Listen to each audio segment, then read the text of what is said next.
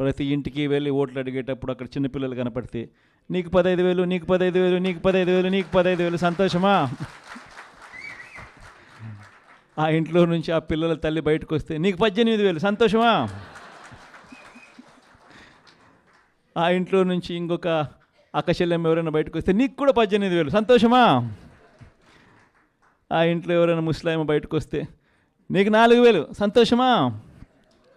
అని ఇట్లా మాటలకు నిజంగా ఇటువంటి అబద్ధాలకు, ఇటువంటి మోసాలకు కాస్త ఆ ఇంట్లో ఒక 20 ఏళ్ళ పిల్లోడో 18 ఏళ్ళ పిల్లోడో ఎవడన్నా బయటకు వస్తే నీకు నెల నెల 3,000 రూపాయలు నిరుద్యోగ భృతి, నీకు సంతోషమా?